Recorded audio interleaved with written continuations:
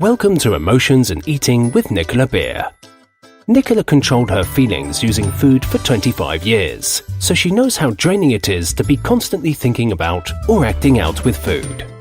Thankfully, having made an amazing breakthrough in her recovery, her mission became about helping others escape the unsatisfying cycle of frustration and self-medication with food. Nicola is determined to help you find your inner strength so you can be healthy, gain confidence, feel great, and be at peace with yourself and food. Hi and welcome. I'm so happy you're here. Today I'm going to be talking to you about sugar addiction and bread addiction. You've heard of people being alcohol addicts, drug addicts, and even gambling addicts. But have you ever heard of anyone being a sugar addict? It's a term these days that tends to hold a bit of controversial standpoint. Because on the one side, there are people who have suffered from what they say is an addiction to sugar and high-carb foods. And on the other side, there are people, like scientists, who claim that sugar addiction is an unclaimed occurrence. And then there are other scientists that say that sugar is as addictive as cocaine. And whilst this addiction may not be deemed as a real diagnosis according to certain psychiatry and addiction organisations, it is widely agreed upon that everyone reacts differently in their response to carbohydrates. It is also worth noting that while some people can get along without feeling dependent on sugary foods, others seem indeed to be more addicted to needing it and needing to have it when feeling emotional, or in some cases all the time, and feeling some sense of withdrawal or like something is missing if they do not have it. Like the meal isn't complete without a sugar fix added to it. Research claims that white sugar and white flour also interferes with the body's natural signals to the brain that you are full, meaning that you can eat high volumes of sugar and bread and a few hours later feel hungry again due to the sugar crash and the fact that the signal from your stomach to your brain that you are satisfied has not happened as it should. I don't want to get too technical here, as this is not the point. The point is sugar and bread addiction affecting your life? And is it having a detrimental effect? It can be a very real problem for those I work with that are trying to lose weight and failing because of the physical craving that they get. And I don't believe there's enough shared about cravings, about how to manage the cravings. There's so much information out there that tells you, eat this, eat this, eat this. There's lots of people that will say, oh, just have everything in moderation. Well, definitely easier said than done. For a lot of people, this is not possible to eat little bits of different things in moderation. And I'm sure there are many people like me who would never have categorised myself as addicted to sugar until it was actually pointed out to me. I didn't equate drinking wine or vodka at night as getting a sugar fix. I didn't identify eating bread several times as sugar. I was surprised when I was told that starch in our body, starchy foods like bread and pasta, turn to sugars in the body. So it is the same as being a sugar addict, because I definitely had a bread addiction. I could just eat bread and then want more bread and then want more bread and more bread and more bread. Whether that was sandwiches, toast, I could just finish a whole loaf pretty quickly if it was a nice warm bread. I previously thought sugar addiction was for those people that like to eat chocolate and ice cream, and as I have never really had a chocolate craving, I thought I'm not a sugar addict. And actually, whilst I don't believe that labels really help anyone, so if you don't like the term sugar addict or bread addiction, that's okay. It was amazing for me to realise that what I was eating was not serving my mind, my body, my soul, and I didn't want to be dependent on something that we hear very often today that is linked to cancer. So this episode is for you to decide what are the changes that you want, and do you need to look at how much sugar you're consuming and your habits and patterns around sugar and bread. I recommend if you are relating to the words sugar or bread addiction, instead of focusing on the idea that you feel like you have an addiction, because this can leave us feeling helpless and down, I recommend instead to look at the ways that you can combat the habit towards sugary foods. And I do this by having a list of all the foods that you can eat and love.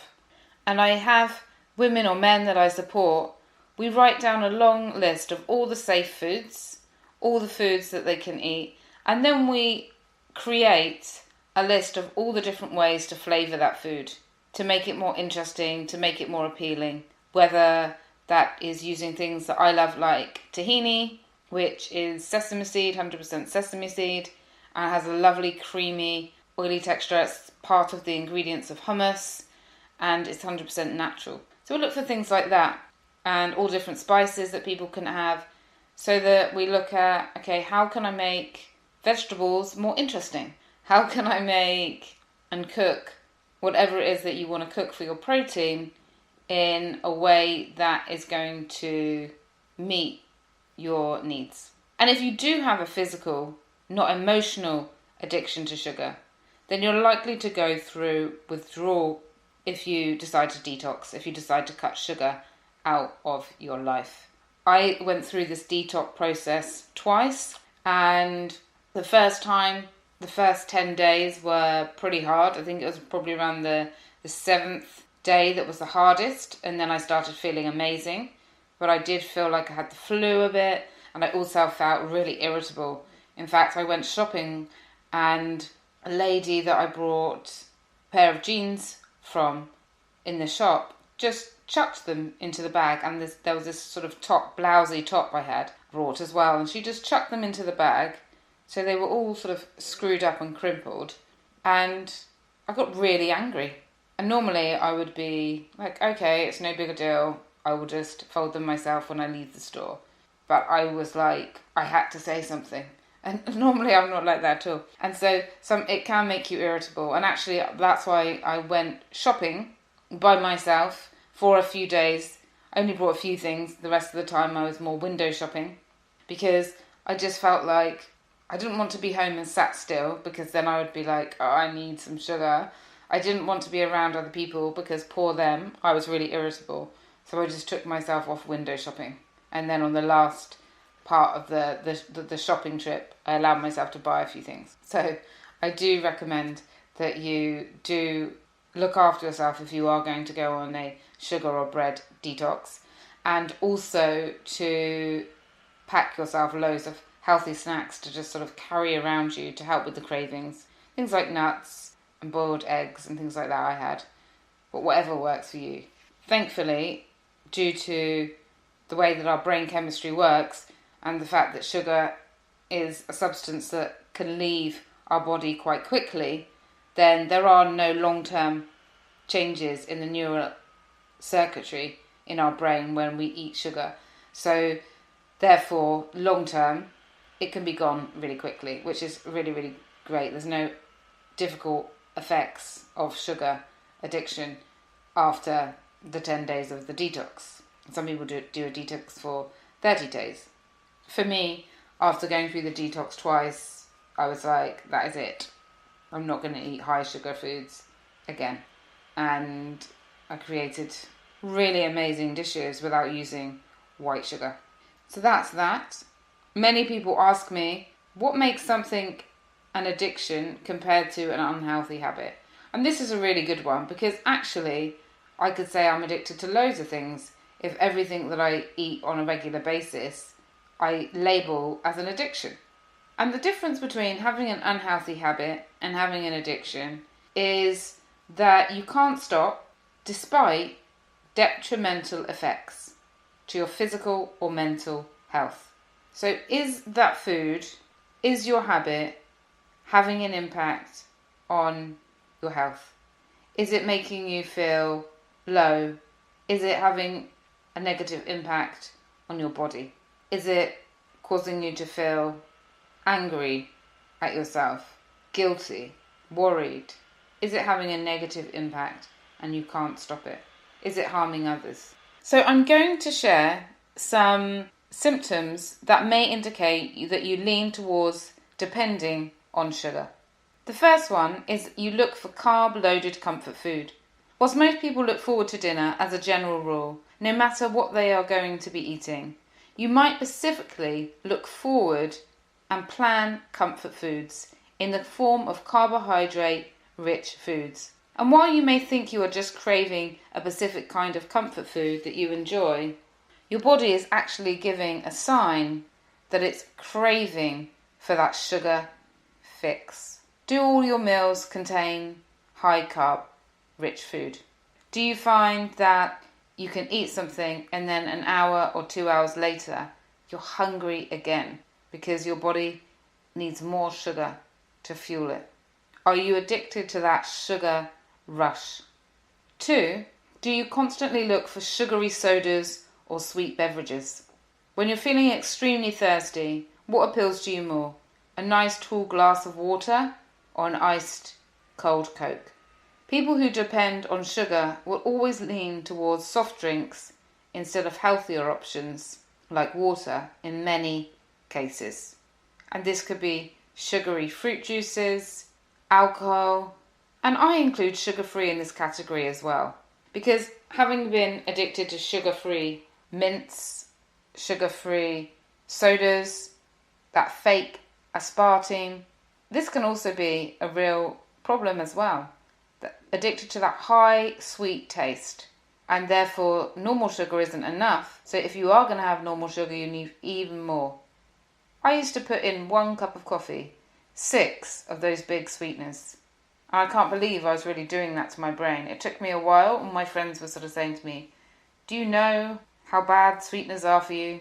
And then when I was ready, and you have to wait until you're ready, I watched a documentary on YouTube about aspartame, and I quickly changed. But I had to do it when I was ready. And that's the whole point. When anybody comes to me for coaching with me, I always get great results with people who are ready. And some people, they have a free call with me and they're not quite ready. They're not quite ready to invest the energy and the time in themselves. And often people don't believe that they can change. No, I can definitely help with that. That's the mindset part of my program, helping people to change their mindset.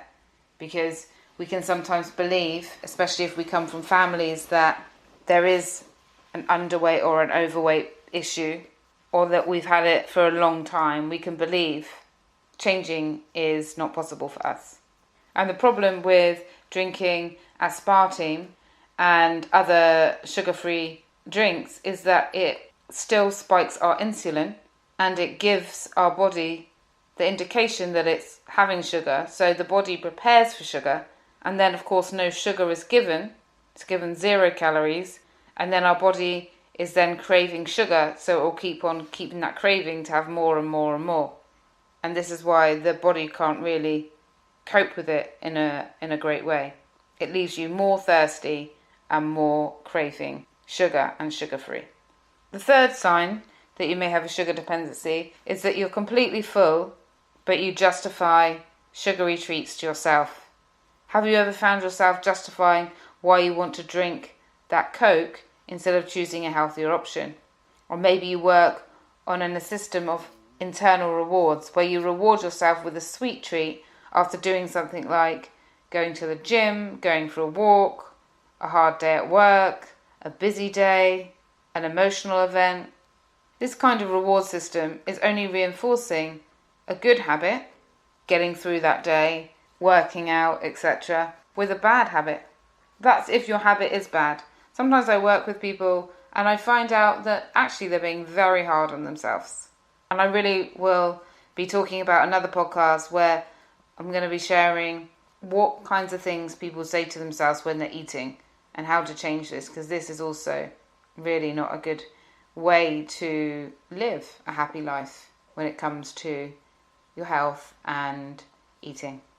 For me, to break that internal reward system was, and by that, me really wanting a reward externally, and actually an internal reward would have been a lot better.